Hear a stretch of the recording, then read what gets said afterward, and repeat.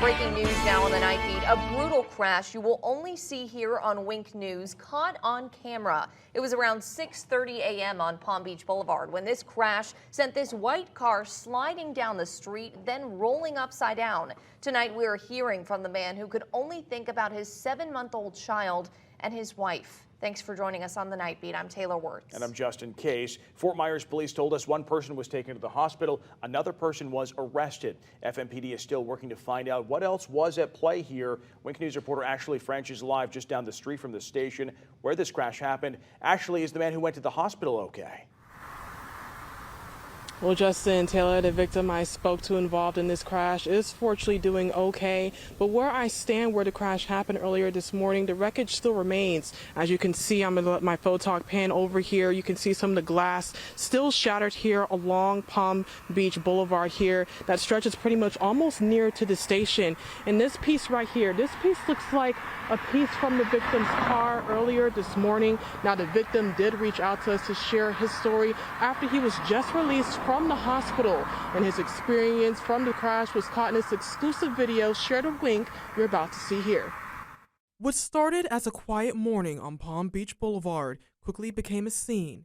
In this video, you can see this white car speeding down the road in the opposite lane before ramming directly into the silver car, causing it to swerve off the road, while the white car flips completely over with the driver inside. I know there's a lot of wrecks. I drive down it every day. I see wrecks all the time. It's just you never think it's going to be you. The driver inside the silver car is Sammy Santos, who was on his way to work Sunday morning. It doesn't feel like I was the one that was sitting in there, you know. But, you know, just in a lot of pain, really. Yeah, I see you're holding on to your chest. Yeah, no, it anytime I breathe, even a little bit, I have to hold it down because it just a lot of pain. Pain along with bruises to Sammy's legs and chest, and his car completely totaled. The wheels off of it got completely ripped off. As you can see, it bumped the side of it because I was able to swerve off a little bit to where it wouldn't get me straight on, because I probably wouldn't be standing here if it was a straight on collision. Thank God that I'm standing here, because I easily could have not been. In those moments, he saw a familiar face pull up to help. As I was sitting there on the ground with the wreck, I look across the street and I'm like, "Hey, cousin," and he's like, "Cousin?" I'm like, "Yeah, that's me." And he came over and he was, you know, he's the one that was able to get a hold of my mom and my sister and brother. And just moments after that crash, Sammy could only think of one thing.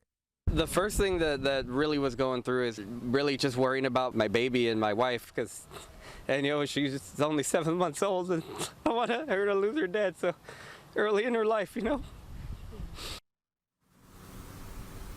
Absolutely, and we're just thankful that Sammy is still here today. And one thing that wasn't damaged was Sammy's positive spirit. As you can see, he tried to keep a smile throughout the entire story and also throughout my interview I had with him earlier today, just to get his mind off the pain from that horrific crash. And even though his car was wrecked, he kept a positive, pretty much attitude about it, and said one thing that was very important. He says that you can replace things, but you can't replace people.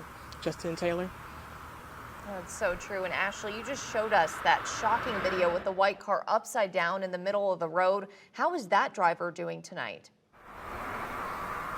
Well, guys, we just don't know that as of yet, but Fort Myers Police has revealed to us that there was one person arrested and one person in the hospital, as pretty much they are still working on this, as it still continues to remain pretty much an ongoing investigation. We'll continue to keep you updated on air and online as pretty much more developments or updates become available on this story.